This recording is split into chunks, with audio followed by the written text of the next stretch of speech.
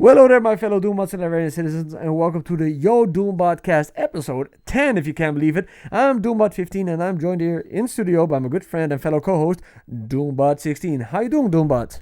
I am doing very splendidly, yes. There was nothing to report this week. Everything was chill. Nothing happened anywhere in Latveria. Well, something did happen. Something that I'm pretty hyped for this. I got a freaking official Doctor Doom shoe. I don't know if the camera's picking this up, but this is an official Doctor Doom shoe. It's shiny. It says Doom on the thing. Maybe I should put some footage here from the thing. Wait, I gotta get this in the camera. How do I get this? Yeah, let the people see. What has Look at this. I got this Doctor Doom shoe, and it even has Doctor Doom on the label. Yes. Freaking had to have this. Yes. Even Doom is in the insole of this shoe. So yeah, something did certainly happen in Latveria. Yeah. I'll keep talking to him. Keep the folks busy. Yes, of course. Latveria has been gaining many profits. And as you can see, Dr. Doom is very, very pleased with our progress. And very happy how we are doing. And Latveria's prospering because of our efforts. The Cocktastic 4 will definitely feel our boot in their the delicious faces. There will be nothing in our way at some point. So yeah, in this episode of the DOOMBOTcast, we're gonna be talking about the Micheal movie. We're gonna be talking about if it's good or if it's bad. The finale of Invincible, where Frag pulled up to get a secret harem Superman style. The very first horror movie in James Gunn's DCU, and of course we got our first look at freaking Savage Hulk. So yeah, these are a bunch of awesome topics. If there's anything that you want to see specifically, or you want to skip some stuff, there are timestamps below in the description, and I'll also put them in the comments so you don't have to hear all our ramblings. But before we do that, you can like, comment, and doomscribe, or be doomed.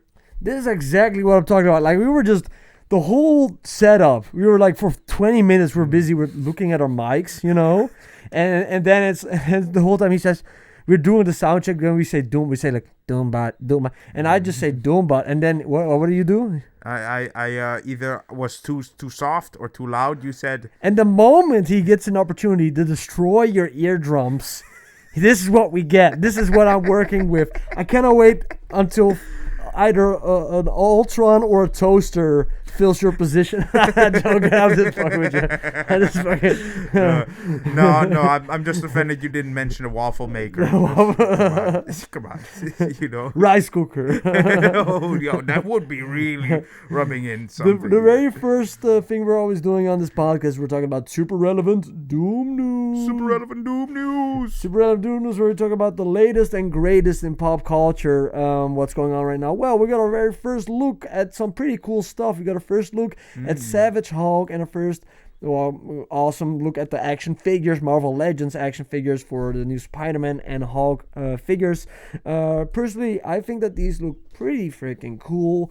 This Savage Hulk figure, if you look at it though, there's one thing I like. It's big, it's green, it has a torn shirt, it has two heads, but the one thing is come on, man. Bruce Banner's hairline didn't really push back that forward, man. He needs a trip to freaking Turkey, right? He needs two trips to Turkey. Look at this, man. This one with the plane he destroyed mid-flight, and the one when he jumps over to Turkey finally. It's almost he should just embrace. He should go full Vin Diesel. Yes. But if you look at this figure, it basically confirms we're not getting Grey Hulk, we're not getting Joe Fixit. I was really hoping that the secret bad guy was just a Grey Hulk in a suit who was a mobster. Maybe that was a little bit too much to ask. I think that would kind of overshadow Wilson Fisk a little, man. He would not stand a chance, Daniel, because we've seen him. We're going to talk about that episode of Daredevil, but we've seen him We've seen him. He's bro. Well, Kingpin versus Hulk would not work, but Kingpin was hulking out in that latest episode. But if you look at the eyes of this figure, you can see the dark shadows, basically implying that he's gonna be possessed for like the third time. We also saw these dark shadows around his eyes in the Lego set that we talked about. I think the other week. Well, first he got possessed by Loki in the first Avengers movie. Then in Age of Ultron, one of Maximoff got him. And now freaking Jean Grey or whoever Sadie Sink is playing is also going to be mind controlling the Hulk. This dude should have stayed on freaking Sakaar, man. He should have stayed there with that weird son who has a bad reverse bowl cut haircut. Should have stayed on that planet, you know? Yeah, he should have. But yeah, he's gonna get possessed again. But what do you think of this design of the Hulk? Were you expecting him to look exactly like this, or any thoughts, Doombot? Well, yeah, I'm just like at least like they got the core aesthetic right of the Mark Ruffalo version, you know. I want to get this action figure, man. I think it looks. Even though the hairline's bad, I don't have an MCU Hulk, and I think this looks like no pins, all this stuff. I think I need this in my collection. Yeah, it would definitely be a nice addition to the collection because the torn calf part of the lower part of the pants is definitely a nice touch up. Oh to yeah, like the he has transformation. he has like rips in the bottom of his pants. I also like that he comes with a ripped shirt. Yeah. Like he just hulked out. One thing is, why do you think that they keep on giving the Hulk brown pants and black pants and not purple pants? No, I'm serious, because in the comic, Hulk's look is always like purple pants. Purple or pink.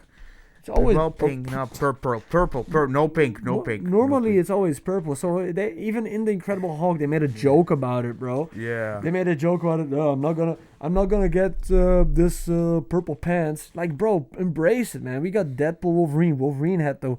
Is it gonna be an iconic mask when like Hulk goes into a changing room and he finally puts on purple pants? Like, what's the big fucking deal? Just give him purple pants. Yeah, just give him purple. It would be iconic, you know, but I guess, you know, just change of scenery a little bit. Give him brown pants. You know, he already puts in so much effort into transforming, you know. He's just in case, you know, give him some brown pants. You know?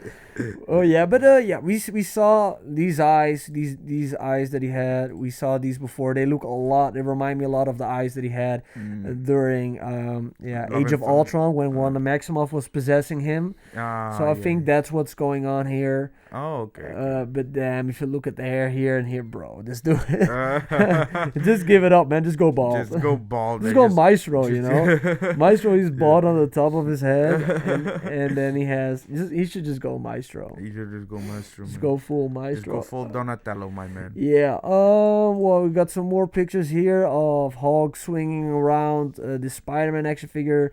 Basically, like confirming we're getting Hulk for Spider. These shots look pretty good. They look really good. This Spider-Man suit also, man. I like the look of this. Oh yeah. I like the look of this with the raised webbing. Oh yeah, but I like the look of the articulation. It looks a little awkward on the hips. Here looks. You can get it in some good poses. Yeah. I love a toy with good articulation. You get 6 hands, fisticuffs hands, open hands, and spider webbing hands. Oh hell yeah. If you look at it, you also see that he doesn't have any web shooters on his wrist. So once again confirming that Spider-Man will get organic webbing in this. Movie. Exactly. Always action figures are always a good way to spoil stuff. There's even some other stuff that also got revealed. There were also these other little toys, and we got Hulk here, we got Spider-Man here, but the big one, of course, was Scorpion. We got our first look at Scorpion. Sorry, I didn't show you. This is everything that got released for Spider-Man Brand New Day. The black figure here, this is the Spider Monkey outfit, I think, or like the outfit that he had when he was fighting Electro or whatever in No Way Home. Yeah, that's what I think. But this Scorpion look, this is what Scorpion is basically getting a mask. We didn't see it before. Yeah, we saw him without the mask in the trailer. But when I look at this, I think it's a little bit too militaristic. It looks more like an army suit than it does like a Spider-Man villain suit. What do you think when you look at this action figure? Well, I think it looks alright. You know, it looks pretty nice aesthetically, but like it kind of I don't know. It's not really a toy that hooks me if I would have seen it in the It's stores. also not a Marvel Legends or something. Oh yeah. Well, yeah. It looks like a cheaper version. You know, for something that would be passable. You know, like something you could find in the store. Like, oh yeah, why not a cheap version of this? I'll add it to my collection, or I'll buy it. Whatever. You know. But yeah, if you're a kid and you was just do some make believe, you know, this is also passable. You wouldn't care about the tail much, but you know, like it looks alright. A little rigid, a little minimalistic. It's basically one of those. It reminds me a little bit of the toy of Shocker. Like this is like one of those basics. This is for the very first Spider-Man MCU movie. You got this basic Shocker toy.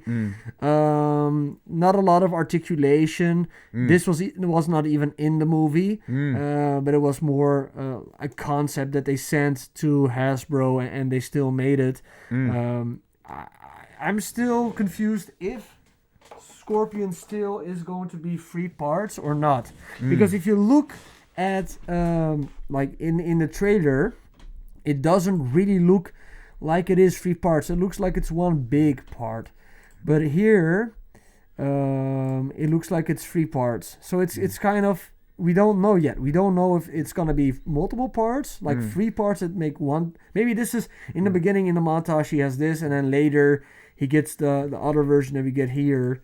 That it's one big part. But yeah, I would prefer if it's one tail instead of 3 tails that combine together into one thing.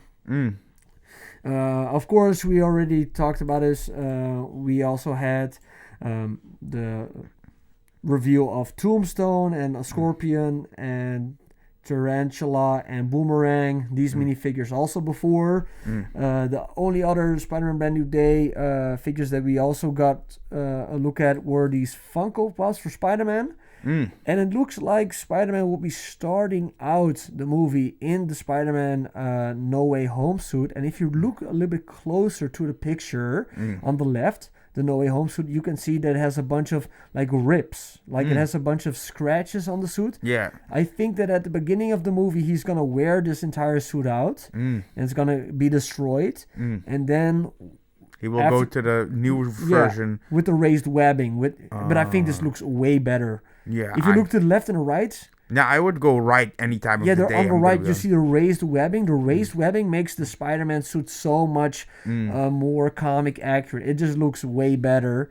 Otherwise, it's just one big red mesh. It still has the Spider-Man pattern, but the raised black webbing the left makes one it is better. the left one is a little more subtle, more. I mean, still recognizable as Spider-Man. And it could also be Deadpool, man. Yeah, it could also be Deadpool, but like the right one is more recognizable, has more standing out features, like really on the webbing and the patterning, you know, like I like that detail more. It stands out more. It just makes the figure, in my opinion, makes it look a lot better. Yeah, because in the left one, the top is a little too subtle compared to the bottom, which is blue, and then suddenly the chest is black.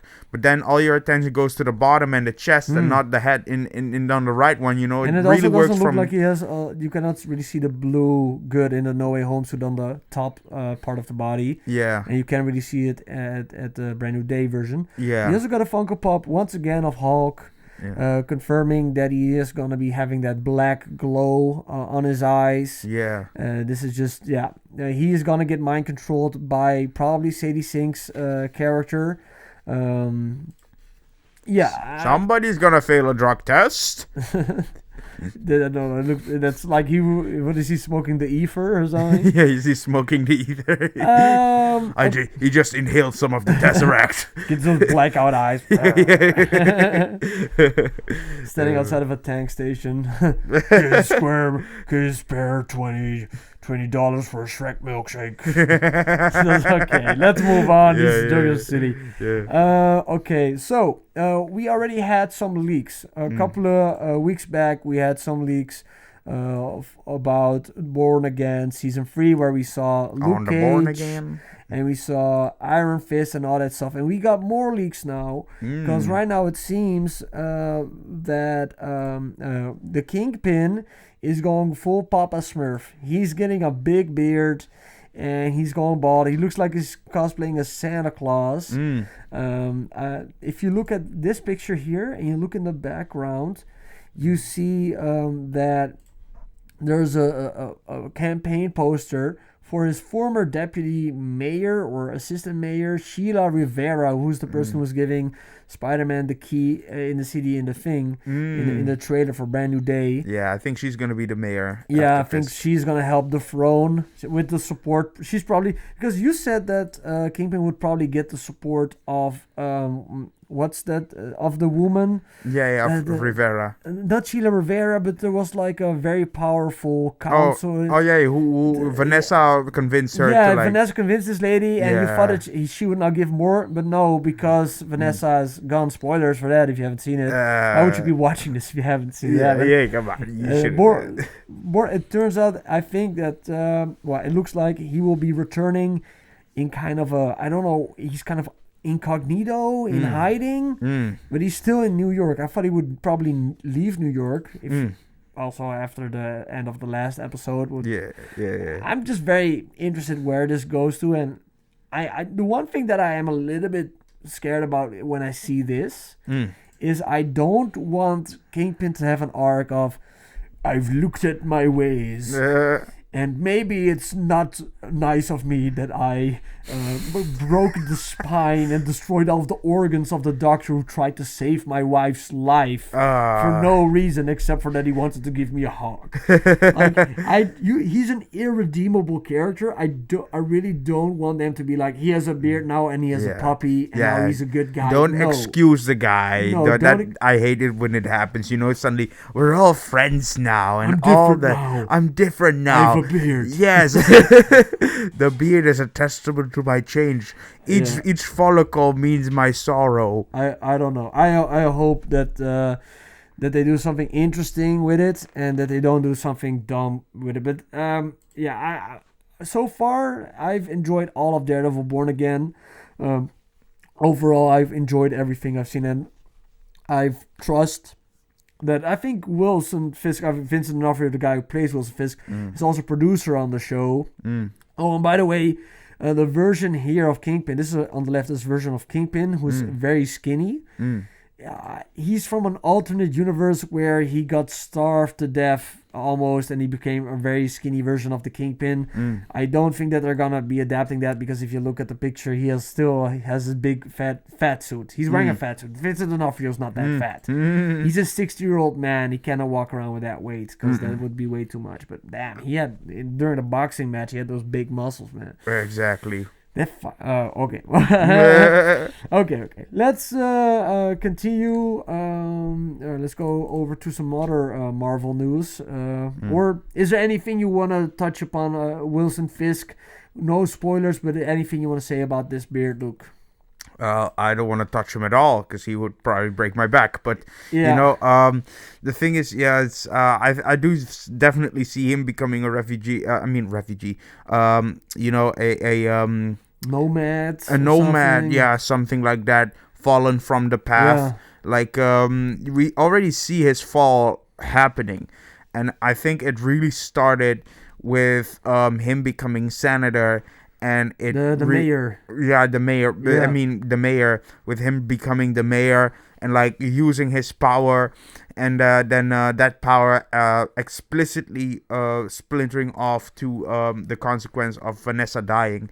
So yeah, I'm definitely seeing this happening. It's with Fisk. It's gonna be interesting to see, but I just don't want to see a redemption arc for Fisk. Yeah. That's like the last thing I want. I do see, however, something that is interesting is Fisk coming in the same situation where the vigilantes he hunted are in, where he has to be under the radar, low-key, still needing to kind of avoid certain publicities. Well, then he shouldn't be in New York if that's the case, you know? Yeah, but... Then he should leave, but he loves New York too much or something. Yeah, they should probably add an explanation. Richard, putting me down. Turn. Downton Abbey Road is my lover. But you know, like, they should probably add an explanation of why he's in New York, if he's gonna remain in New York. Like, really give a reason an inevitable reason why he isn't leaving and why he Well, can't leave. they're probably have a good arc. We'll see. We'll see where this goes. But I'm just like I'm a little bit hesitant because if I see him with the beard, I kind of have the feeling that, oh man, are they gonna do like, oh, he's a nice guy now? I don't know. No, I would hate to see that. I mean, like, I would like. First, I was the mayor of New York. Now I'm coming for Santa Claus. I'm gonna put Daredevil on the naughty list. Vanessa. You came on to Vanessa. She did not bite, but you came on to her nonetheless. Oh yeah. Okay. Let's move on to some Deadpool news. Yeah. Very exciting Deadpool news, and there was this article by I Variety. hope you have your white pants on. There was an article by Variety that stated the following. So I'm gonna read this for y'all. This little article about basically. Well, let's just get into. Let's just read it. Okay, so Ryan Reynolds says Deadpool will be a supporting character moving forward, and I've got stuff written for his return. I don't think I'm ever going to center him again. Basically, stating that he will not have Deadpool again as the main character of a movie or show or whatever. So Ryan Reynolds confirmed in a Sunday Today interview that he's got some stuff already written when asked about Deadpool's return in the Marvel Cinematic Universe. While there's no information on what the actor is cooking up for his foul-mouthed superhero, it appears that it will not be a standalone Deadpool 4 movie.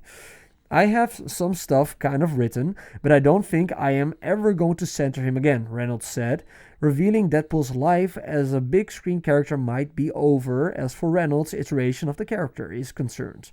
He's a supporting character, he's a guy who is great in a group. Deadpool works so well appearing with the X-Men and Avengers, but he always needs to stay an outsider.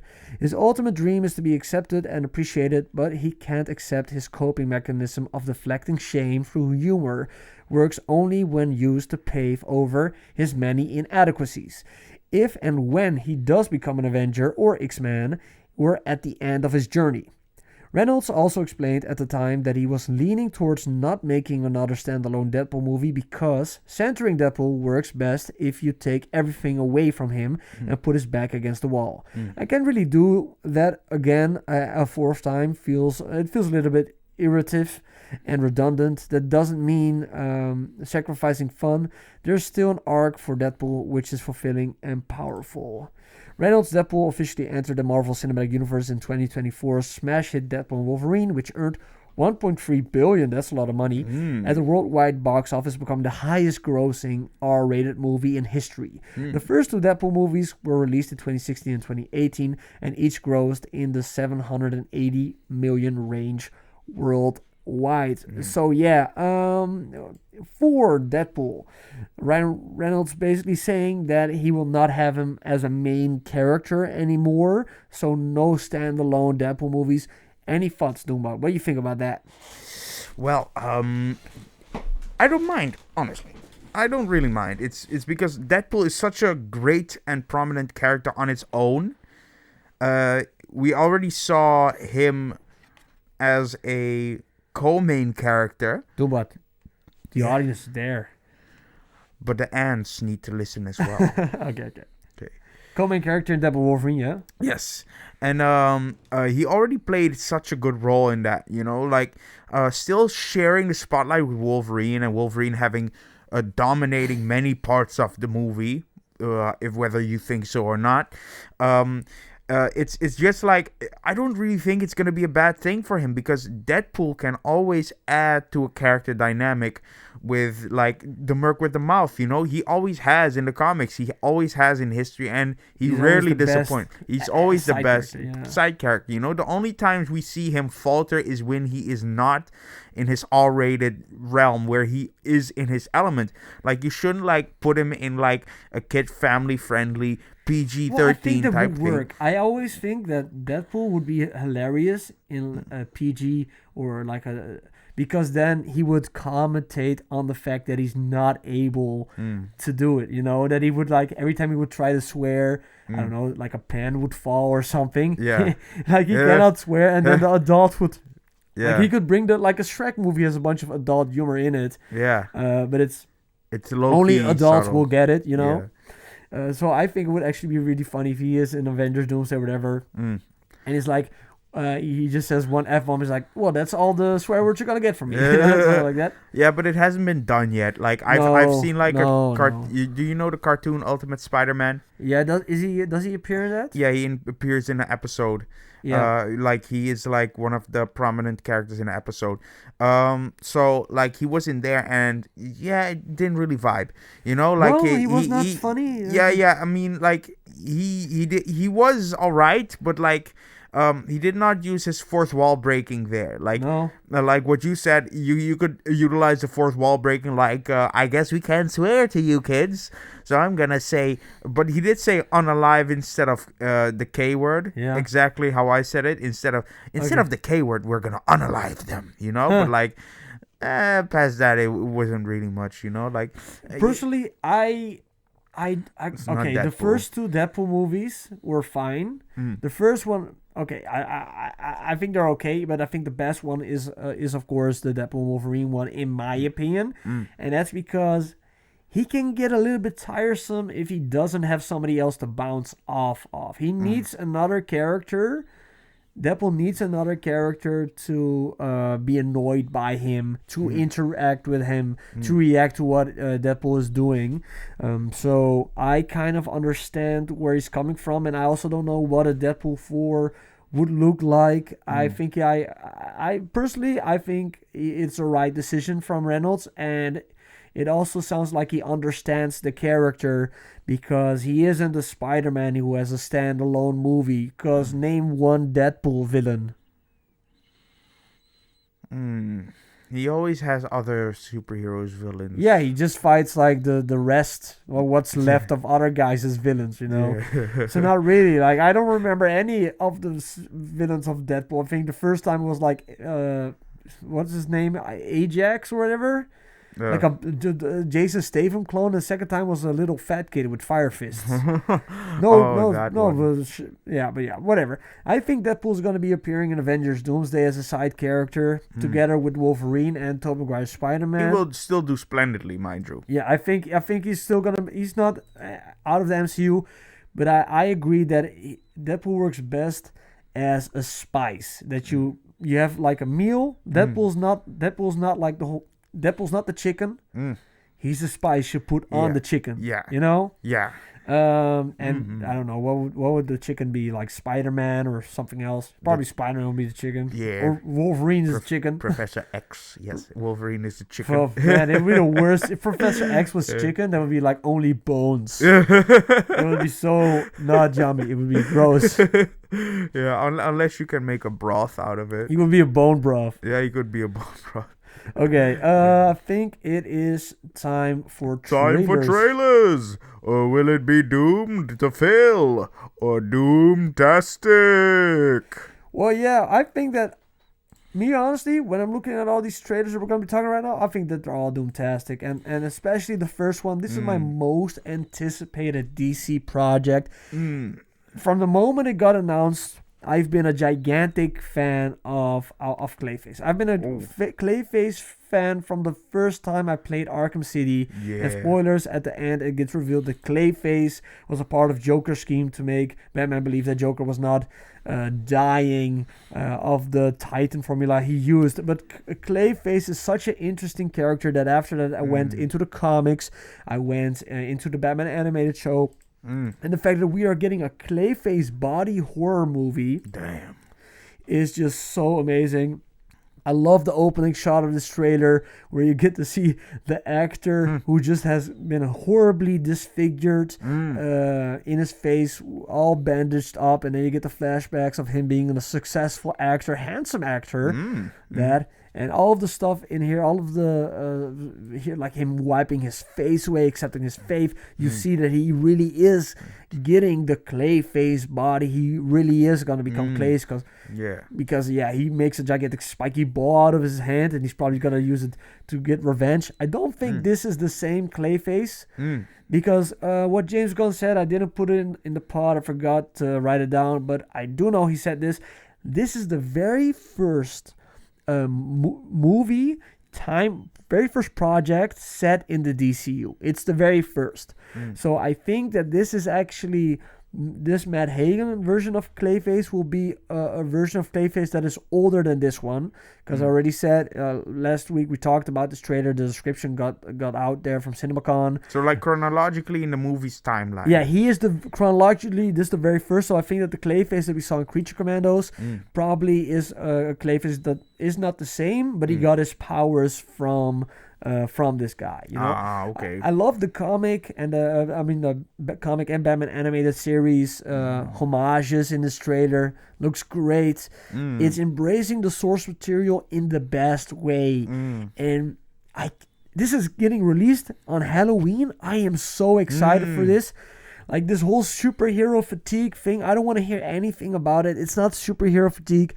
People are getting tired of the same freaking story. You have a bad guy who has the same powers as the good guy, and then you gotta stop a laser. Shut up. It's boring. Yeah. This is stuff that I'm excited for, and this is stuff that people who do not even read comics will be excited for, because this just looks like an interesting horror movie. It just looks great, and I'm so excited for this movie's release. This is my most anticipated movie this year, besides Avengers Doomsday. Like, I'm anticipating this movie more than the freaking Odyssey. That's insane. I'm anticipating this movie more than Spider-Man Brand New Day. That's how excited I am for this Clayface movie. There's just something in me that just needs this, and I just love that it's a fresh take, and it's taking everything that the MCU and all it's done. DC is going a totally different approach, because I love Marvel, I love the MCU, but they've never made a movie so out there as this looks. That Wolverine was just an MCU movie with swear words, you know? Oh yeah. It was still an MCU movie.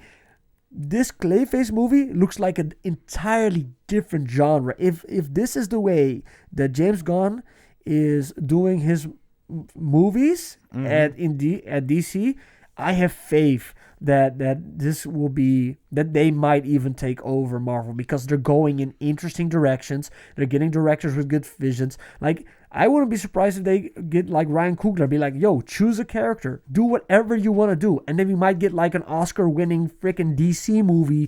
But whatever, I think, I don't know, I'm just going a little bit crazy, but that's how excited I am, because it just looks like something fresh. I think this is something that the genre needs, so that it doesn't die out, because this is not a random, like, this is not that Sony BS. Remember that Craven movie and all that? It's like we're doing villain movies, but they're not villains. No, we need horror, scary. Like, this is what Venom should have been. Yeah, Venom should have been terrifying. Like what we've seen about Kingpin. Like, we don't want him to be redeemed. No. We don't want him to be like, oh no, we're all friends. We're sympathetic towards him. Yeah. I mean, like, listen, likable character does not equal nice character. No. I love Walter White. Yeah. He kills so many people. Yeah, he kills so many people, and still I'm like, my guy, you know, like, you don't need to make them nice to be likable. No. Just make the characters have issues, have a clear moral compass, clear problems, clear desires, clear psychological needs. That is something that people can actually like reflect on themselves, or like reflect on others, or like really relate to. That's all that counts, you know. You don't need to make them good guys or hero, good versus bad, you know. Don't make it so. Make them like this. Yes. It looks genuinely, he looks miserable. Terrifying. Everybody would be miserable in his situation, and we're like, yeah, okay, I kind of feel with you. Like, you literally see him being held down, screaming at the top of his lungs, while probably loan sharks or whoever is cutting his face. It is terrifying. Yeah. This guy is having quite a shitty time. One bad day. One bad day to be me. Yeah, I also made a short about it, like explaining that that there was a bunch of stuff in this that is also from the One Bad Day Clayface comic. Overall, I'm just very excited for this. And if this is a sign for things to come, then I have a lot of faith in James Gunn and DCU, because it's something new. It's not the same formula. There won't be a freaking post-credit scene at the end of Clayface where it's like, Clayface will return in Batmite. Yeah. I don't know, but Don't let the bed bugs bite. enough shots. I'm super. My number one, of course, is still anticipated movie Avengers Doomsday. I need to see Doom, and I love that. DC failed at that, and now they're trying something different, and I am excited for what they're trying. Yeah. Talking about something different, and a little bit, is this Spider-Noir got another trailer, a black and white and a full color one, and man, this Nicolas Cage Spider-Noir show is looking better every time I'm taking a look at it. We're getting a bunch of villains like Sandman's. I don't know who they're playing. Like in the original version of the comic, I think the character that Brendan Gleeson is playing in that is the Green Goblin, but I think now he's playing somebody called Silvermane. But yeah, they have like old-timey versions of classic Spider-Man villains in here. I'm excited to watch it. I'm gonna be watching it, and the trailer looks great. The web swinging looks great, and I love Nicolas Cage, so I'm super excited for this show. What did you think of the trailer, Doombot? Well, I think it's interesting they picked Nicolas Cage, because I know Nicolas Cage as this screaming psychotic man that was like really good at overacting. Like there was a time where Nicolas Cage, Love Nick Cage. Yeah, where he took every role that was presented to him. Yeah, he had gigantic debts. Yeah. He had to pay off a lot of debt because this dude was buying everything. Like he had bought the very first Superman comic, had a gigantic like dinosaur skull in his living room. Like this dude was going crazy. Those are the stories I've heard, and I think he even said that they were true. Yeah, I went a little bit far. I went a little bit far. But he just went so crazy with his money, and then he took every single movie. But now we're getting in the Cage renaissance. Amazing, yeah. I've been watching so many good Nick Cage performances. Like I love him in Pig. I love him in The Surfer. And he looks great in this Spider-Noir thing. He rarely disappointed. I love it. I even love him in The Wicker Man. I love The Wicker Man. I love The Wicker Man. I love that's such a good movie. Yeah. It's such a horrible. Oh no, not the beast! Not the beast! Just to imagine the fact that he was supposed to play Tim Burton's Superman. After Tim Burton made Batman, he was going to make a Superman movie. And Nicolas Cage was going to be Superman with long hair and rocket boots. It was going to be crazy, bro. Oh, shit. Yeah. This is like a whole documentary about it. We should like talk about it sometime on the pod. I would really recommend watching that. But yeah, I'm just excited to go watch it. I don't have too much to add, but I'm going to watch it in black and white, and I'm going to be watching it in color. Which one would you prefer? What do you think? I think I'm going to go with color, man. Color is nice. Yeah, color is nice. Like, black and white is also nice. It's, like, more authentic. I do love that they give both options. It's made for black and white, though, I think. But the original comic book is not black and white. No? No, the original... But I also like the version it has in color. It's not gray color. It's, like... real color. This looks gorgeous. It looks like a freaking painting. Yeah. I wish that all movies looked like this. I think there's always this weird gray tint on it, but it looks like very stylized. So I don't know. Like personally, I'm gonna be checking out both. I'm gonna be checking out in black and white and in color. I think first I watch it in color, and then after that I watch it in black and white, just like I did Godzilla Minus One. I watched it first in color, and there's also a black and white version. Oh really? Yeah. I think I think on a Blu-ray. Well, I think I remember watching the black and white version, but it was both great. Well, I'm gonna tell you this. If you ever watch Minus One in English dub, there's a sequence where he has a nightmare, a flashback nightmare of when Godzilla attacked. Yes. A gecko. No, well, no. What did he say? Yeah. It was Cthulhu. more like no. No, it wasn't really what he said. It was more like. Oh no, but this one was way funnier. What did he say? Like they had to dub the scream he had when he saw Godzilla. But the way he screamed just made me forget what happened 5 minutes after that happened. So I was just fucking knocked out for like 5 minutes. I didn't even bother to pause it. I didn't even bother to pause. I just needed a minute to fucking get my... Bro, dude. I have to like the whole time I gotta change it. Like just start with like the lowest thing, and now you're loud. Like, it's impossible to do your audio. Oh shit! Yeah, man. I'm just happy that. Yeah, but just why don't you just start? I'm just trying to. You know how hard it is for me to regulate this.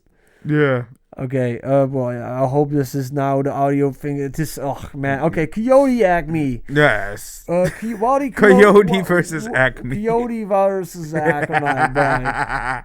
Well, Coyote has been trying to like catch that little meep, that roadrunner, for a long time, and the reason he hasn't been able to, in his opinion, is Acme. It's the company that gives him all of his explosives and traps and all this stuff. And now he's going to sue with his lawyer, Will Forte. He's going to sue Acme to get damages back. And the lawyer who is trying to stop that is, of course, played by John Cena. And this movie was actually supposed to not come out. Warner Brothers didn't want to release this movie. They didn't have faith in it. So they were just going to can it. But there was another studio who actually bought it and did have faith in it. And I am 100% going to watch it. Me too. Because it looks very good. It looks like a lot of fun. I love Will Forte. I love John Cena. And I'm not the biggest fan. These are Looney Tunes, right? Yeah, I'm not the biggest Looney Tunes guy anymore, but I will check this one out because this one it looks solid, looks like a good This is a good year for comedies. Yeah. Because we had a good trailer for what's it, Meet the Fuckers. Yeah. And now we have Coyote versus Acme, and after this we're also getting the super. It's like they've been hibernating, you know, like comedy movies have been hibernating for a long time. I just need Adam Sandler and Will Ferrell to both step up and make a good comedy again, and then I'm happy. Yeah. I mean, Adam Sandler used to, like the last or one. Even better, bro. Yeah, I need a Dave Chappelle. I need a Half Baked 2 or something. Then we're back. Yeah.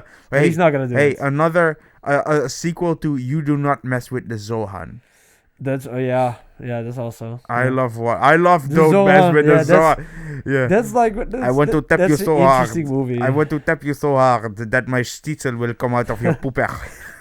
But overall, let's go back to Coyote vs. Acme. Okay, are you excited for this one? Do you want to watch it? Well, I do definitely want to watch it. Yeah, we're gonna watch it. Yeah, come on, Roadrunner. It's everybody's youth. Anybody our age is youth. My favorite one was the Tasmanian Devil. That was my guy. Oh, that was also my guy. Like, and then he spun up and he's come on, you gotta love Tasmanian Devil, man. I love Tasmanian Devil. Yeah, because that's actually you at that age when you watched him first. Yeah, you were like 7, 8. You were also like you ate everything. You broke everything. Come on, you gotta love him. Yeah, he's good. He's good. Damn it. Okay, let's go to the freaking super duper trailer. Yeah, the super duper trailer. Yeah, this one also looked fun. I remember watching this when I was a younger Doombot with my Doom dad, and I remember having a good time with these. Overall, this entire movie is about this cop trying to stop this cop from marrying his daughter. Oh. Because he doesn't like his extra small, extra wide condoms.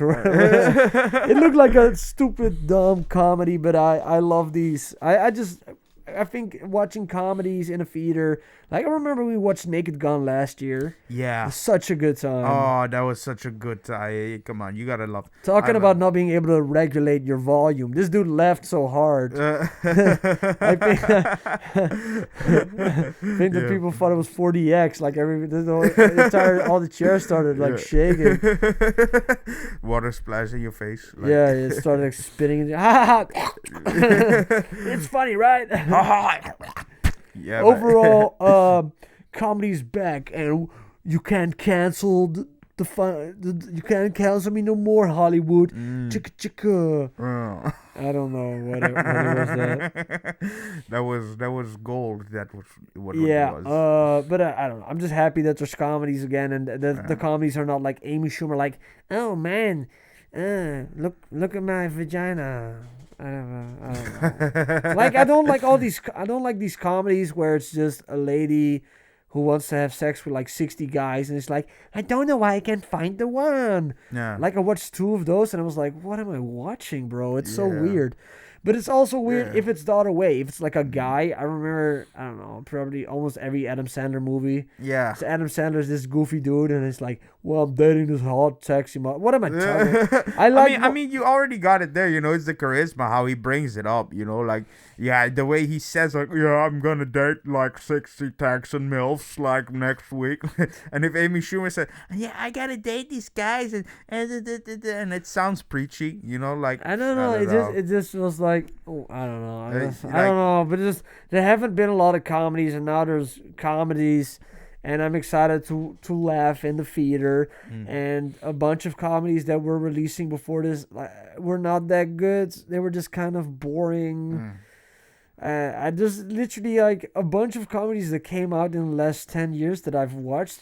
I was like, they just washed over me. Maybe I'm wrong. I don't know. Tropic Thunder, I don't think came out in the last 10 years, did it? No, I think it's a little more. A little bit more.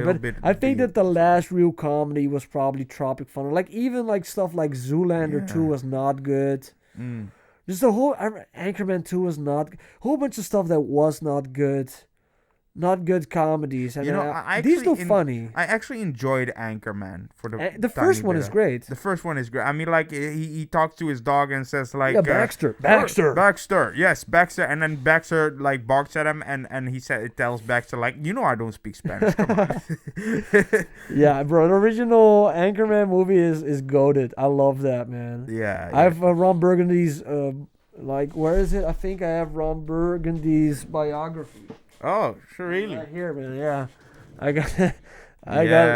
Let me off at the top.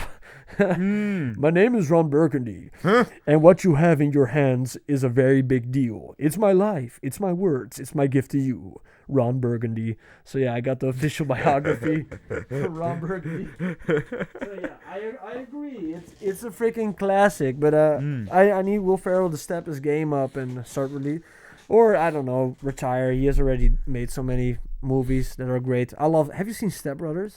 Oh, It's him and John C. Reilly. It's great. Oh, okay. Yeah, man. Talking about John C. Reilly, there will never be a biopic better than Walk Hard, the Dewey Cox story. And that is basically a movie that compiles all of the tropes of every musical biopic ever and just make fun of all of them, okay? And every time I watch a musical biopic, I just compare it to that one. And I had to do it again because now for DOOMVIEW... DOOMVIEW! That took like 5 hours for you to register. Yeah, it's okay. This is a little bit the wacky episode because we've been struggling with the audio. I think that before we start the pod... I don't know. We gotta get you on like a regiment. We gotta like tase your balls or something that you wake up because before when we start, it's like, hey, this is my and I was like, yeah,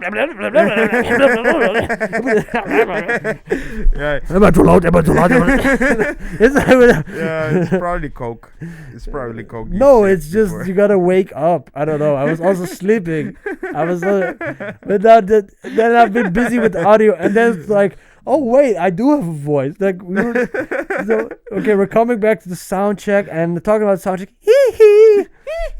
You might not believe it, but this is not Michael Jackson. It is a picture of his nephew. Oh, goddamn! The one thing that I gotta say about this Michael Jackson biopic that we're gonna be talking about right now, first no spoilers and then spoilers, is gosh darn it, man, this kid, he looked like Michael Jackson. He really did. I really believed in him.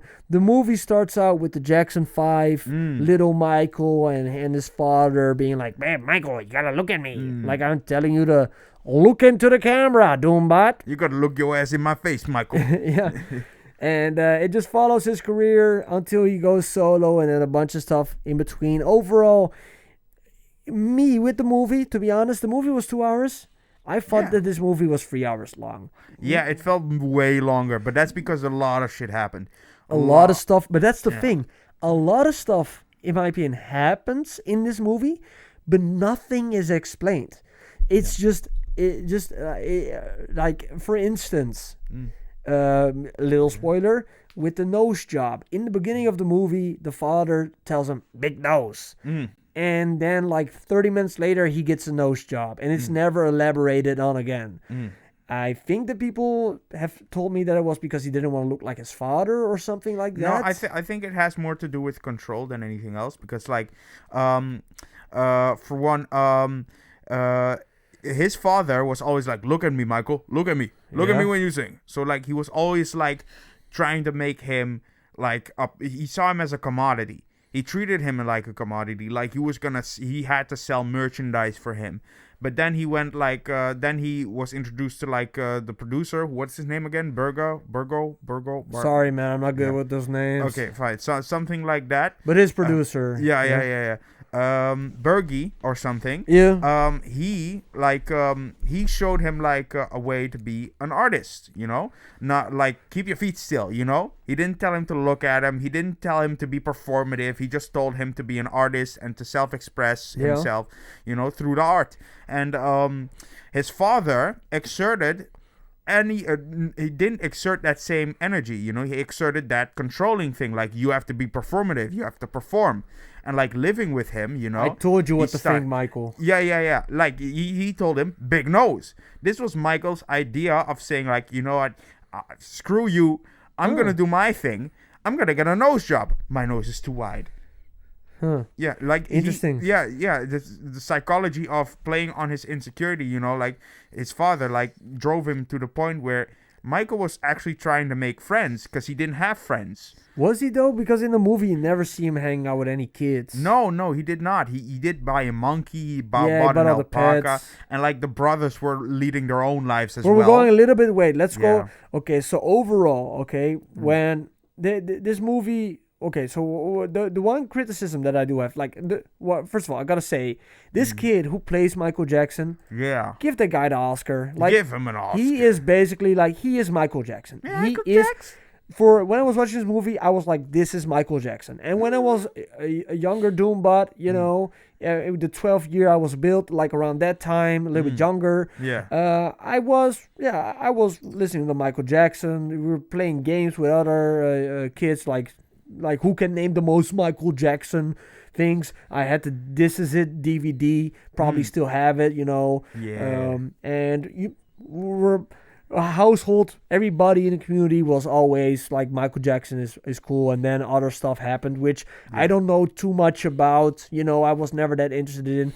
But at a certain point, Doombot got more interested in other stuff. Like when I was younger, Michael Jackson was cool. But a little bit older, I was listening to Lil Wayne, Eminem, MF Doom, you know, Mac Miller, all of that stuff. And I was not really... I moved a little bit away from the Michael Jackson stuff. And now revisiting it and, you know, having this movie, which is basically a gigantic music video for all of his music, I would never put it on myself. And because they're playing entire songs, it's just not for me, because I do know the classics, but I would never really listen to them myself. So for some people, this is for you if you're a gigantic Michael Jackson fan. I don't know. Are you? No, not really. But I do love his music, like Make Me Work Day and Night, Thriller, Billie Jean, Black and White. I've heard those from my youthful Doombot building period. Well, which wasn't very long ago, but like I was very introduced to like the times, you know. You know, but I'm not saying that this. Some people are saying this is the worst movie ever. No, I don't think this movie is gorgeous. This movie looks solid. Very good. Yeah, it sounds good. I think that all of the actors do a great job, especially the guy who plays his father.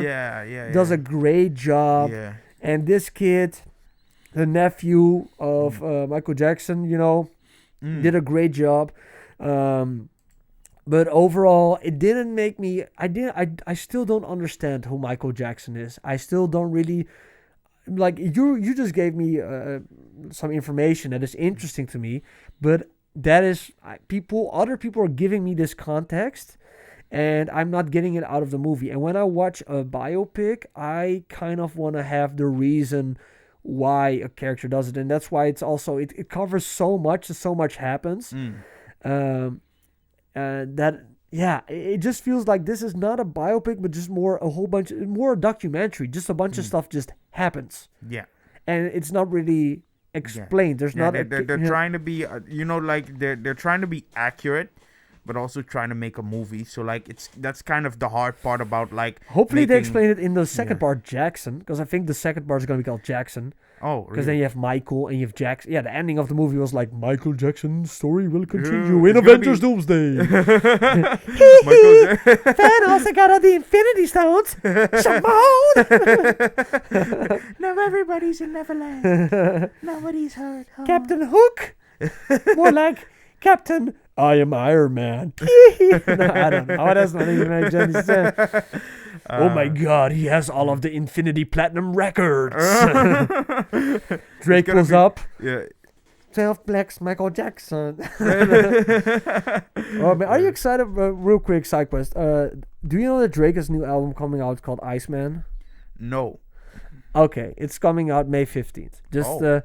And if he gets one more gold plaque, I think he has more gold plaques than Michael Jackson. But whatever. Okay, Michael Jackson's movie overall. If we're gonna do real quick, we're gonna do a rating for it. The rating for me personally is 3 out of 5 Dooms. Yeah. Watch it if you love Michael. Yeah. For me personally, I'm more leaning towards a 2.5 Dooms because I was just really not in it. I just wasn't in the movie, and there were like 12 minutes only music. It wasn't all that interesting to me personally. It felt like a musical to you a little. It was not a musical. It just didn't feel. I don't know. It wasn't for me. But I know that a lot of people are very passionate about Michael, and then I would recommend you go watch it. Yeah. Because I was in the theater, and I definitely heard like other Doombots going like, "Oh, that's a song. Oh, that's why." Because like there was a scene where like the father said like, "You're all Jackson 5s. You put your hands against a wall." Then they went up on the wall. Yeah. But like the first solo album of Michael Jackson was called Off the Wall. Oh. So that's why, you know. Really? Yeah, exactly. But this is like inside baseball, you know? Yeah. Like I would rather have an MF Doom biopic than a Michael Jackson biopic. This is more just artists that I listen to music more than this artist particularly, you know? But I still respect it, and I will not like this is a well-made movie in certain parts, like how it looks. The acting is great, but yeah, also I think this was like one big movie, but then they had to cut a bunch of stuff out because they also wanted to cover like the trial, you know, what happened right before he died with the kids Neverland stuff. I don't know what trial that was. I have to do some research. Maybe you could do some research. I don't know. I don't know. It's but it just felt like not a half a movie, not a full movie, half a movie. But yeah, go watch it if you love Michael Jackson. Yeah, spoilers. It's his freaking life. The one thing that I thought was really funny, you know, was the one scene with the Crips and the Bloods. He just has a bunch of like gangsters having a dance battle in a warehouse. I just thought it was so hilarious. It turns out that this really happened, I guess.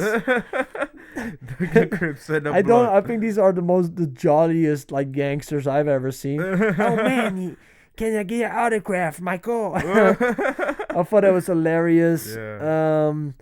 The one thing that I thought was very tragic though was like the Pepsi commercial stuff. Like I knew that it happened, but I didn't know that he had to that he was wearing a wig the rest of his life, because during the Pepsi commercial he burned like the skin on his scalp.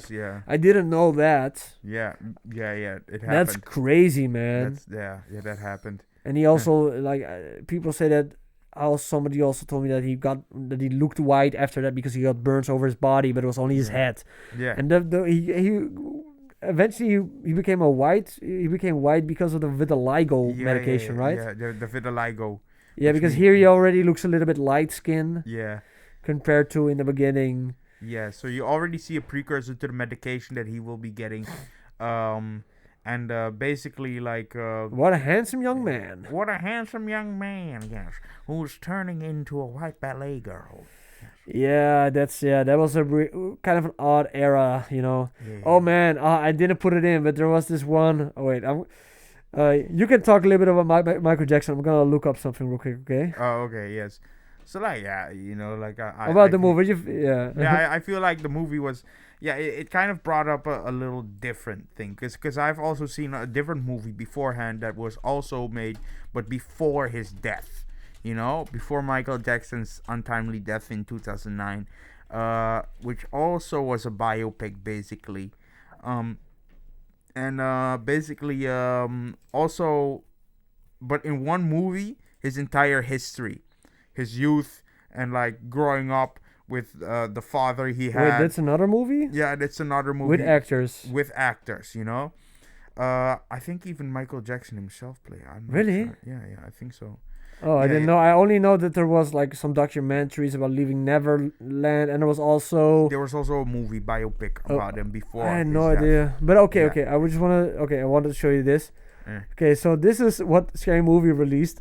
Prepare to Scary Movie, touching fans everywhere, June 5th. So they released like a fun. Bro, Marlon Wayans goes so shit. he doesn't hold back. Oh, Man. no, That's crazy. No punches pulled, man. That's crazy. That's Oh, crazy, that's man. so Right great. when this movie debuts, Yeah. I cannot wait to watch Scary Movie, man. Yeah, me neither. I don't know. Michael Jackson. Okay, overall, he seems to be a good dude, but being that famous at such an early time in your life, Yeah. it's not good for you. No. Also, I don't know. I had a whole discussion with my girlfriend about this. Like, I said the only reason Michael Jackson is this big, one of the main reasons is his father. Even though his father is a mean guy, his father was the one who trained them all to perform. His father was the one who brought them to all the gigs. Yeah. So I kind of do understand the perspective of the father. But if I was his dad and then Michael Jackson becomes successful, I'd be like, I'm chilling. You know? Yeah. I would not want him to do all this stuff for me. I'd be like, yeah, man, just send me just please make sure that I've food in my fridge and that I'm living good and comfortably, Yeah. There was no reason for all of this stuff, and I also don't think that he was that bad, because if he really was bad, then why would he allow Michael Jackson to have all of these animals? Because I think that when he was getting these animals, he was still underage, like 18 or something. His father could be like, not in my house. Yeah. So I think, in a way, this movie does paint the father as a big bad guy. Maybe he was a horrible guy, but I also think... Yeah, I think the movie paints him as like he cannot help himself. I feel he's more of a character, like a real person than ever before. Because in the other biopic that I was talking about just now, he was just like abusive. He screamed at him. Michael Jackson cried. Like they only captured one aspect of him. In this one, we also saw him as a father who wanted to have them successful. Because he was like an iron worker, and then he made them into a boy band. Yeah. He made them into a boy band. He taught them how to perform, how to a work ethic, how to keep up a work ethic, because his children were all extremely talented. Michael Jackson above all, but like all of them were all extremely talented. All of his kids, they all found success. Janet Jackson, LaToya Jackson, even and his brothers, they all found their own way and stuff, Yeah. But like he saw them as something to serve him as a fact. Yeah. So like Michael Jackson going out on his own, any reasonable parent would be like, okay, fine. Yeah, do your good, thing. great. I trust you. I've seen you perform, baby. You can do this. Let's go. But like he was like, no, we're the Jackson 5 and you're gonna stay together, motherfucker. Ain't no fucking separation in this family. I told you what to think. I told your ass what to think. Yeah, But he wasn't even yelling at him later. He was just more saying it. I thought that the scene with Don King was very funny. It was like him and because Don King is the guy who was like ruined Mike Tyson, right? Don King was like the promoter who was not good for it. Yeah, he but wasn't overall, good for anybody, actually. I don't have too much to say about Michael Jackson because I do not know too much about Michael Jackson. Enjoyed the music and all this stuff, but at a certain point, I was also like, I don't know. The same day that Michael Jackson biopic, I watched it. The same day I also listened to the new a Lil Yachty, Action Bronson, and Paul Wall song called like Velociraptor or something. And that one song, I enjoyed that song more than the entire biopic. Like, it's different music. It's just not for me. I just like different music. You weren't just into. You weren't really into Michael Jackson.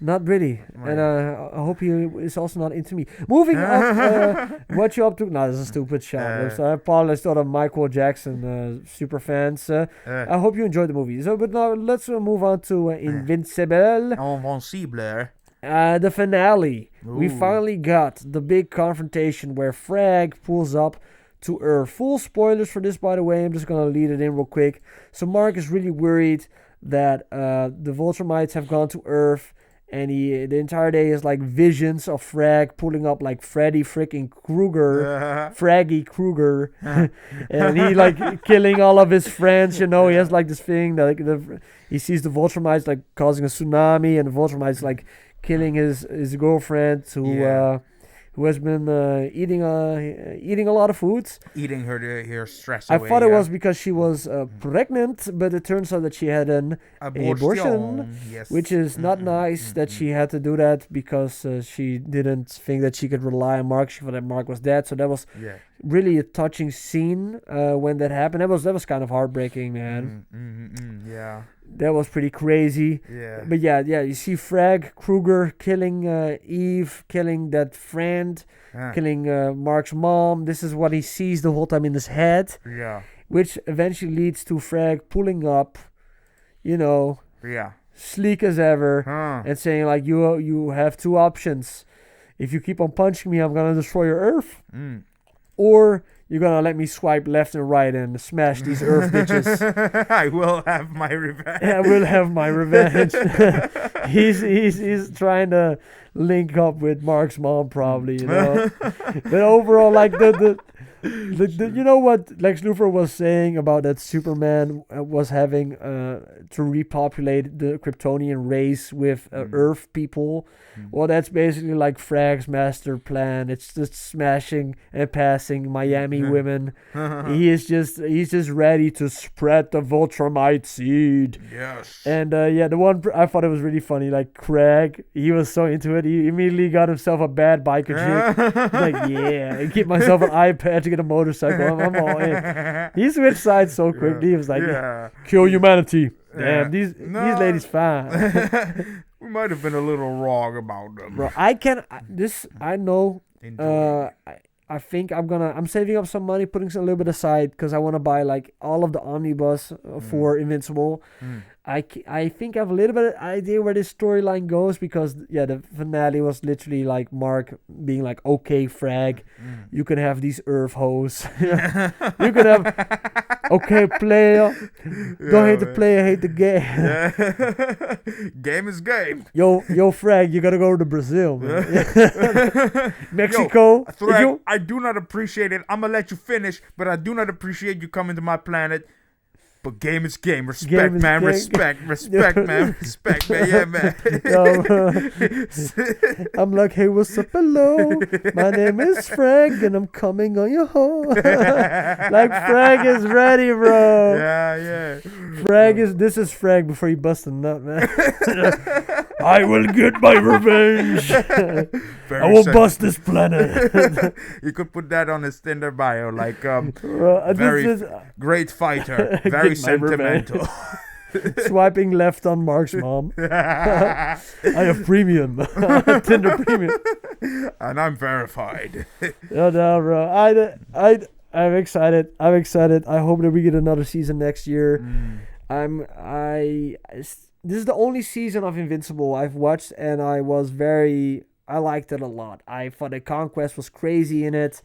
I liked Frag in it, Frag with the airbender moments. Overall, I really enjoyed this series. I would just say that, I want to go back and rewatch all of the seasons, and I want to read all of the comics because it really has piqued my interest. It kind of gives me Invincible right now. I understand it. It gives me the vibe of Superman and Super Saiyans together with an R rating, and I like it a lot. Anything you want to add about the Invincible finale or the Invincible series before we move on and hopefully next year we get another season? Yeah. So like I really enjoyed what was added. There was parts of the season that were a little corny. For example, it was really rushed how they found the traitor who let down the defenses of. Yeah, but that's also in the book. I think it's also they find the traitor in like 5 seconds. Yeah, I mean, it was from your console, and then suddenly it was like, it was him. He just pointed at a random guy, shot him. Like, yeah, that was the guy. Okay, we're on your side now for some reason. Yes, it was you. Why did you do it? And then he confessed. The one battle where Frag could have easily destroyed the Coalition's home planet. Yeah, like flying through it, right? Yeah. I mean. No, well, why did he fly away? They did use Space Racer's gun. Yeah, but Space Racer is so. Oh, that's what I gotta. Space Racer is so overpowered. Oh yeah, he is. I once again, I'm gonna keep on saying it. I need Invincible action figures, man. I need like great SH Figure Arts Invincible figures. I need myself a Frag, Mark, Omni-Man, Space Racer, and of course we need Battle Beast, man. The Frag one is going to look. Oh, and I also need the guy with the big head, big eye. Who's Seth Rogen? You know, who's the new Coalition leader? Oh, Alan. I need Alan the alien. Oh, yeah. He's cool. I like him. Yeah. But overall, man, Invincible, I've enjoyed it. I didn't have too many gripes with it, except for I didn't like that one episode where Frag was like flying away and he was like, oh no, they destroyed my ship, let's pull back. But Frag could have easily killed every single person. But he ambushed them. It was all part of his plan. I guess so. His plan worked really well, you know, when Planet Viltrum got destroyed by 3 goobers and a space laser. Well, it's kind of hard to foresee that. But that's just dumb plan. Why, if your Frag is overpowered, why just destroy the Coalition planet? But whatever. Yeah. Maybe. Yeah. I don't know. I thought that Frag, he grew on me as a character, especially that the episode where he becomes the leader and. Of the Viltrumites, he tells all the Viltrumites, will you betray me? No, sir. Whoever was standing next to him. That's what a betrayer would say. Yeah, exactly. I don't know. I would never want to play Secret Hitler with him or something. You know, you can never play a game with him. No. If you would play Monopoly with Frag, you know, this dude, he would be like, oh, betrayed me. I'm like, oh my God. He would get his hand like... when a Viltrumite loses an argument, fucking airbender punch. You're like, why am I moving closer? Yeah, and this guy just created a vortex with his punch. That was like the craziest. Frag, the last airbender, bro. Oh, he's a master. That's some Dragon Ball Z type of shit, man. Oh yeah, hell yeah. Okay, let's move on. Let's talk about Daredevil Born Again. I think this was episode 6. Yeah, this was episode 6. Yeah. The return of Jessica Jones. I gotta be honest, the last 2 episodes were like some of the best episodes ever in MCU television. Maybe not the best, but some of the best, you know. And this one felt a little bit clunky. I don't know why, but it felt a little bit like it was held together with duct tape. And I think one of the biggest reasons was also Jessica Jones, because when she pulled up, it was kind of goofy. The dialogue was like very MCU. Oh yeah, da da da da da. They try to get me. Let's go into this warehouse. Let's kick some butt. I don't know. It just felt a little bit odd. The opening of Wilson Fisk cracking this doctor's spine was crazy. Wow. Come and give me a hug. I need a hug. This was like, oh man, he's so sad. He just needed to give somebody a hug. Yeah. But him giving a hug is the equivalent of crushing you to death. Yeah. I thought that the opening of this was pretty strong, you know. Emotional, yeah. I thought that him giving the rose on Vanessa's casket was beautiful, especially that was an HD. All of the Kingpin stuff in this episode was pretty good. Like him looking out of the stair, like his face in this episode. Yeah, he's distant, a little bit distant, empty. Yeah. kind of, yeah. You could see that he was kind of over it. He was just tired. Yeah. Tired of it all. Yeah. And I loved this confrontation with him and Daredevil was so brutal. Mm. I loved how this looked. You could see the shadow of Daredevil's horn on his face. This fight scene, I was scared for Daredevil, man. Yeah, I was really worried. Like, this guy got, for the first half of the fight, he got his ass mollywopped. Yeah. Yo, he got put through, like, the painting of Vanessa, which was already bad enough for Smashed against the wall, like Bullseye cracking his back style. Yeah, exactly. Ooh, and then suddenly the extra punches that fall. Like, we've seen, Kingpin can smash through concrete. He punched him in the face. He punched through a wall. Yeah, the splatter of blood was already like, oh, you broke something. It was good. It was a good fight. Like that ending Jorge Masvidal knee was crazy, man. Yeah. The moment when Daredevil brought out like the Billy Club sticks, yeah, then it was kind of over for Kingpin. I was kind of hoping that this fight would have been like on the top of a skyscraper, something epic. Yeah. But maybe that will still happen. I don't know, but for a confrontation, it was pretty sick. But I hope that this is not the last fight between Daredevil and Kingpin, because I need Daredevil in the classic rat suit facing off with Kingpin with his staff or something, like a little bit more. But it was good. It was this. I don't know. I think that the reason I was a little bit like iffy on this episode is just because the previous two were so good. Like the one with Bullseye killing all of the cops, and then the death of Vanessa and the Bullseye fighting Daredevil, and then the episode after that was a tribute to Vanessa's entire character, and also how Vanessa and Foggy both shaped Daredevil and shaped Kingpin, and I love the scene where Daredevil was telling Kingpin like, hey, why don't we make a deal? We both leave New York, because we're destroying each other. That's also why Kingpin started to attack Daredevil, because Daredevil said, like, if we never met, Vanessa would still be alive and Foggy would still be alive, and that's how it started. But he is right. Like, they destroy each other. And this war that they have, that's what we both want. It will kill everything around them. They just want to settle the score. Whatever kind of battle they have, moral, philosophical, they have definitely some philosophical differences about how to go about things, so like they're just trying to settle the score, man. But it will never stop. This war will never end. They just acknowledge how petty both of them are. Yeah. Like Kingpin was always like trying to justify greatness, like for me to make things happen, I will have to hurt people. And I won't stop hurting. He's always people. been like that. Like he's always been like that, and that's exactly what he said when he first met Vanessa in a Netflix version. Yeah, what'd he say? Yeah. When he confessed to Vanessa what he actually does. Like he says, to achieve what I want, I will have to hurt people, and he justified And then Vanessa, she also loved that about him. She found that very intriguing. So that's what actually got her into his life, really, by opening up to her like that. But now that she's gone, he has nothing to anchor himself.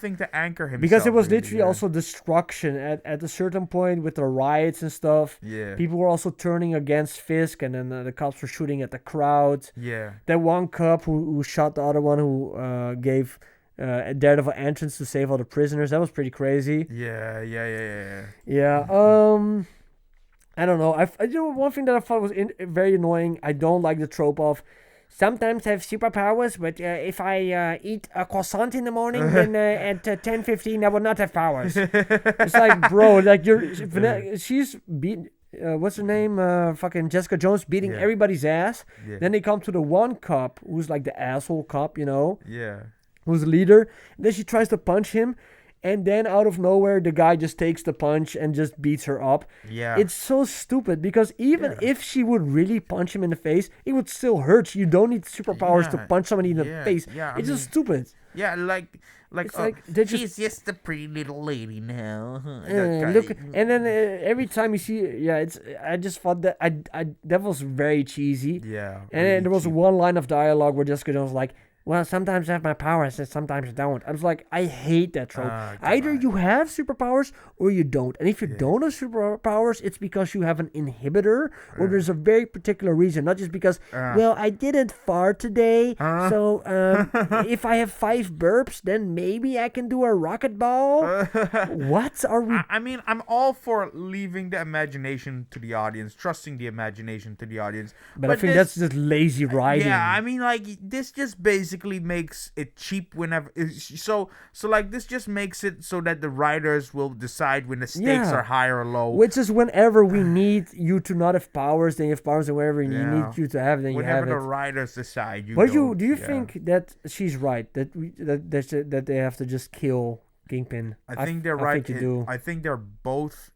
They're not gonna do it because he has a big Papa Smurf beard in the next season. But I mean, like, I think they're both kind of right in their own way.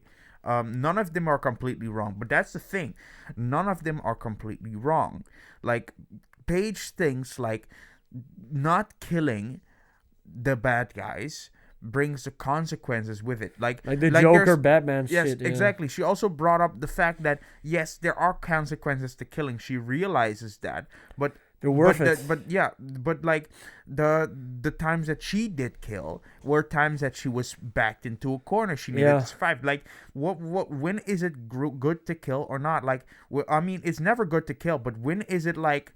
When is it justified to kill? Yeah. When, you know, like they're both trying to justify. Like Daredevil tries to justify not killing because he believes taking a life isn't something that is his rights. His rights. You know, like he shouldn't decide who lives or dies. He doesn't think anybody should have that power. But Paige, on the other hand, thinks like, well, yeah, but if you don't kill somebody, then all the other people die, like Foggy. Foggy dies. Then you have moments like Foggy Nelson when Bullseye could have been killed, but you spared his life. Now one of your friends is dead because he's connected to you. So like, when should you decide? When should you make that hard It's call? an interesting point. It's an interesting viewpoint. One thing I also want to mention, I really love the drama between Gandolfini Jr. and Baby. Oh yeah. Like these two. Romance done well. I think that it's very well done. I think he's gonna turn. I think he's gonna join her side. Baby Yurik, I think her name is. What is his name of the deputy mayor? What's his name? I forget his name. It is like James Gandolfini's son. Hugo. I don't know, but I thought it was very fun. Like when they meet the mother, you know, and then he confronts her that he knows that she is the leak. But I think that he is gonna turn over to the quote unquote good side. Very excited to see, but maybe he will backstab her. It will be interesting to see, but I don't think. I think the conclusion of this is he's gonna kill that British guy. I think they're both. The British guy is gonna try to kill BB Yurik, and then I think both of them are gonna kill the British guy and then maybe flee. Yeah. That's just a hypothetical. It's something that came up in my mind. Yeah. Okay, we don't have that much time left. I just real quick want to touch upon The Boys. Oh. Overall, me personally, I did not like this episode. Oh, really? The reason why I did not like it is it was very gray, and they were in this Scooby-Doo mansion, and there was this one goofy goober who was like making everybody fight. Yeah. And I don't know. Overall, with the whole Church of Homelander thing, and I also thought it, I don't know, for some reason this one episode didn't really catch my attention as much. But what did you think of it? Maybe you have another perspective on this episode than me. Yeah, I think this was some people say it's the best episode yet. Yeah, I mean, like, it is a good episode.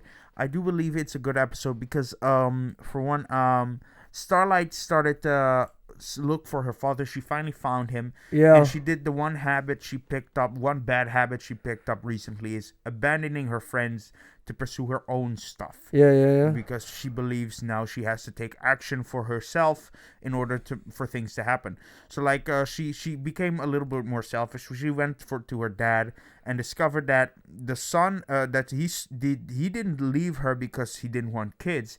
He left because things that happened to her that he didn't agree with, which and I'm Her glad mom making her a superhero. yeah, her mom making her a superhero, and her dad being okay with it for like the first part, but then like not really liking it when the mom tried to like deify her, like saying like she's the child of God. Oh yeah, that's crazy. Yeah, what like, happened to her mom? Is she still out there? She's still out there. Only yeah. I also like that it was like this is a Homelander house and it had like Homelander posters. Yeah. That was interesting. That was interesting. But like the one thing that I don't like about the boys, this gray. The moment it's gray like this, yeah, I just hate it, man. You just don't like the aesthetic. I just don't like how it looks. It's just at a certain point I just tuned out. Oh.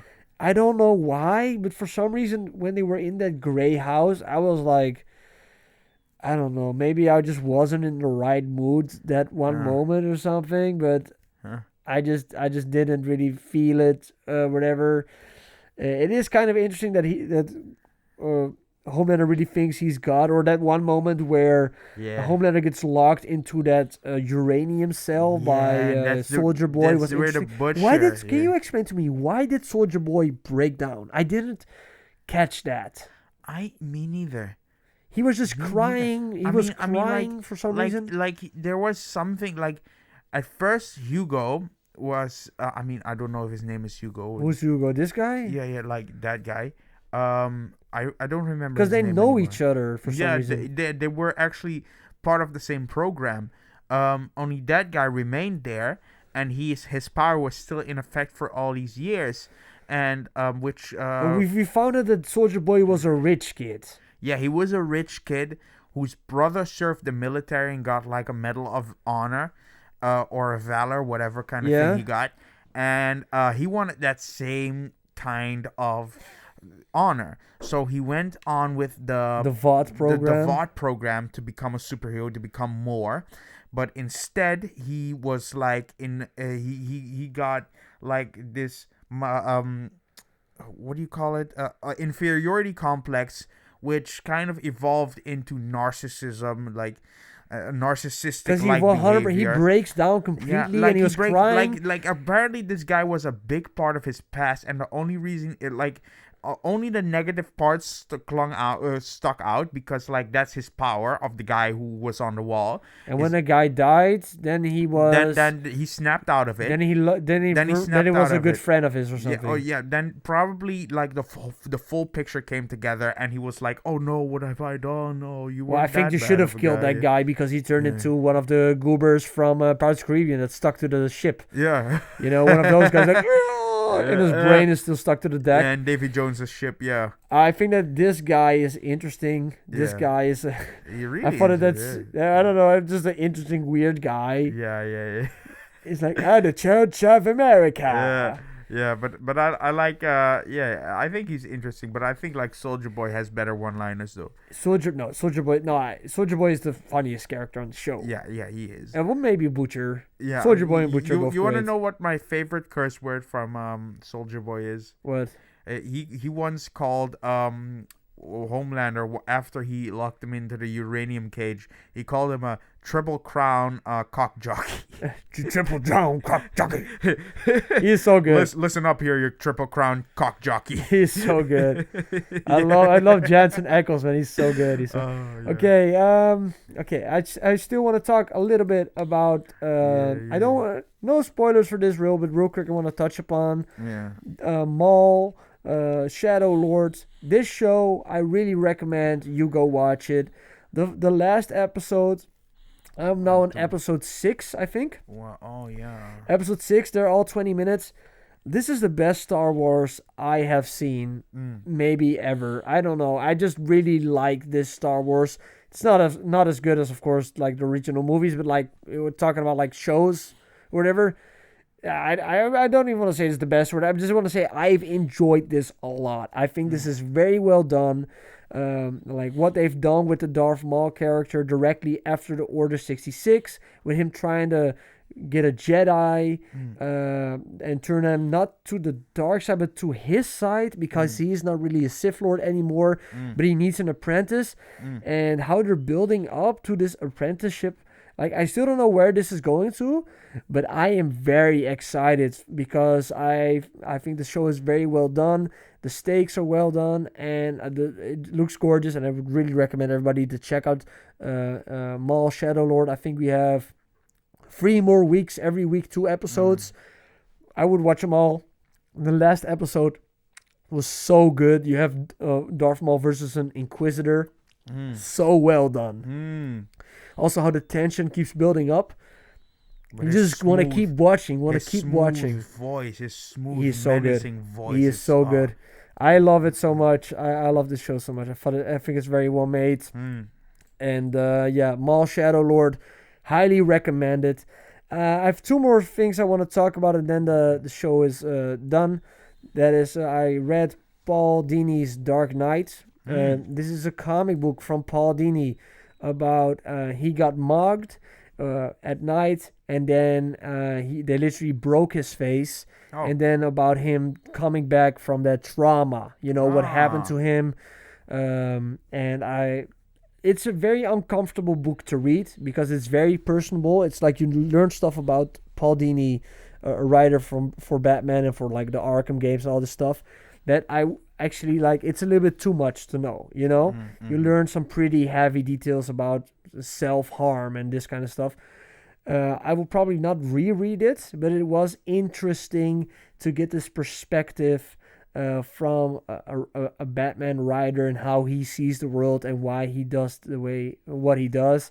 But it was also kind of a disturbing book because he does some pretty crazy stuff in the self-harm department. Last and maybe least is I'm replaying the Arkham Knight game.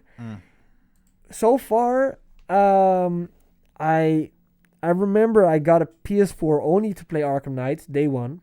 I got a branded one, and I literally sold it after I played this game because I hated Arkham Knight that much. Now I got the opportunity to play Arkham Knight again. I got a PS5. I borrowed it from a buddy. Playing it, I still understand why I did not like this game. The over-reliance on the Batmobile is just annoying. It's like Batman tank battle simulator. Doesn't make any sense. The tanks are unmanned. Yeah, it's like if you put one guy on every tank, then Batman would be screwed. Then he couldn't do anything. Then Batman would have committed manslaughter. Also, I've been playing this game for like 5 hours, 6 hours now. And I haven't had a single boss battle. Oh, yeah. Oh, well, no, that's not true. I just had 3 you have to fight like 3 people who are jokerized. Oh. You have like mini boss battles, but I want boss battles where I fight Killer Croc, where I fight Mr. Freeze. Like in Arkham City, in Arkham Asylum, you have all of these boss battles. And this game has like 0 boss battles. They're all in the side quest, but I want my storyline to have boss battles. I am going to play the whole game, and next week I'll probably have finished it, and I'll let you know if I like it more or less. But right now, I'm playing it, and I can kind of see what they're doing, but the tank battles are just annoying. They're just repetitive and not that chill. But I'm just playing this because I wanted to play all the Arkham games before the new Lego game comes out, because I'm going to be playing that one day one.